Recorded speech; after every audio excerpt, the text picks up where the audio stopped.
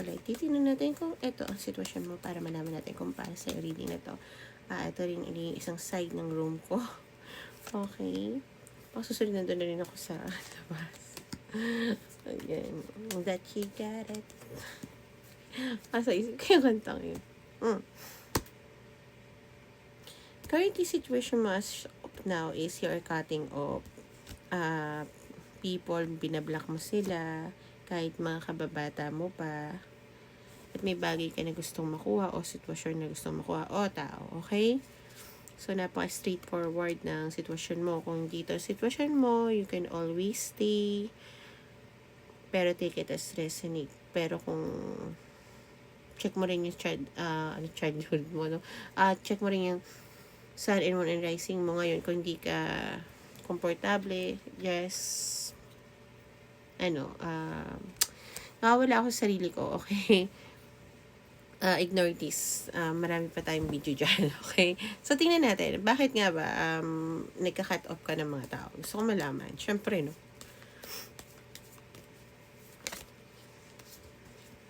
Okay.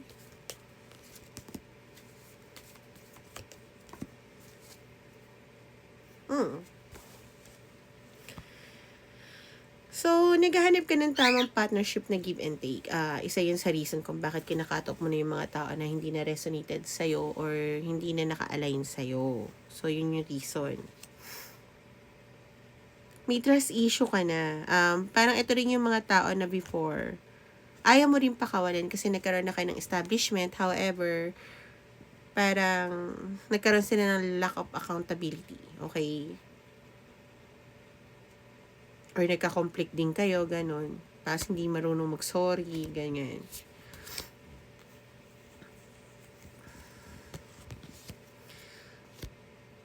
Natatrap ka kasi sa mga taong to, kaya pinapakawalan mo na. Okay? Ng mga ibon ko yun. Hindi po, manak, so don't worry.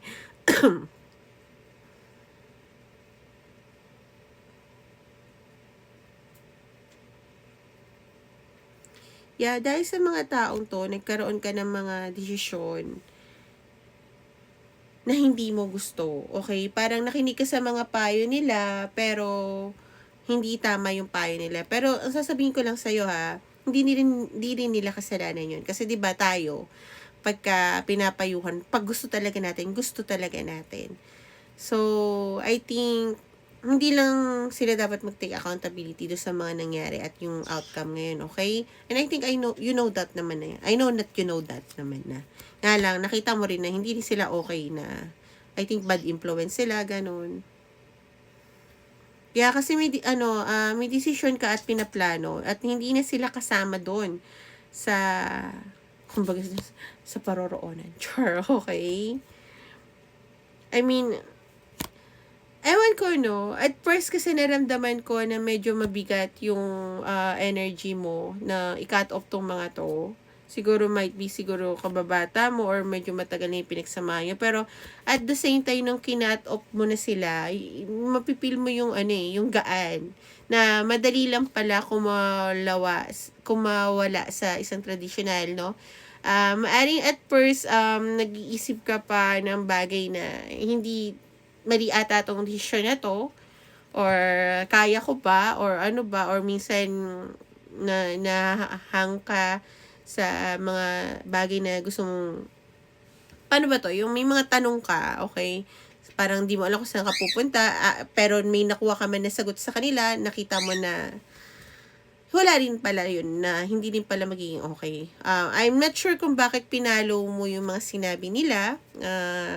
Siguro mas matanda sila or inisip nila yung kabutihan mo. Maaring at some point, tama yun para sa kanila yung mga naging desisyon nila. Pero syempre, iba-iba kasi talaga tayo, no? So, tingnan natin kung anong gustong sabihin ng guides mo para sa'yo. Napaka-straightforward naman yan. So, you might be a masculine energy despite of your gender. Okay. Gemini. So, kung naghahanap ka ng tamang partnership, your guides telling you, yes, makukuha mo yung wish na yun. Okay? Yeah. Makukuha mo rin yung wish mo dahil sa bagay na mangyayaring aksidente. Okay? Or may aksidente na mangyayari, kaya madedelay yung wish mo. Okay? Ingat ka kung may sasakyan ka sa mga bagay na maaring maplatang ka. Baka doon mo makita yung wish mo or sabihin na natin unexpected place. Okay?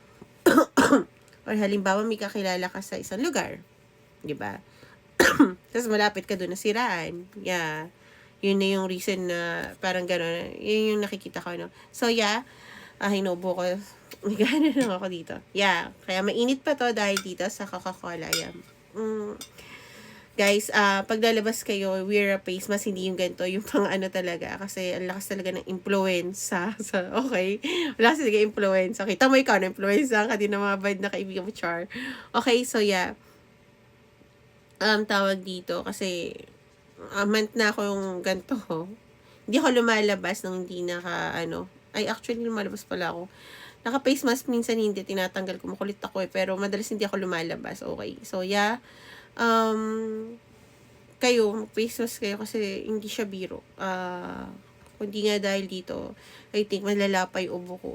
May salabat dito. Okay, thank you Coca-Cola. Na laging mainit kahit 24 hours. So, I love you. Ngayon ko nakita ng ganun. May tumbler pa akong isa. Okay, may tumbler pa akong isa. Ayan, Stanley. Pero, meron din ako na thermos. So, yeah. Kasi yung Stanley, hindi tumatagal yan ng one day yung init. Ito tumatagal. Hindi rin naman tatagal sa akin ng ganito kasi nga, maya ako. Naging favorite ko rin yung salabat. Sana gumanda bus ka para sa inyo. Okay? So, yeah, guys. Make a better choice and bye-bye.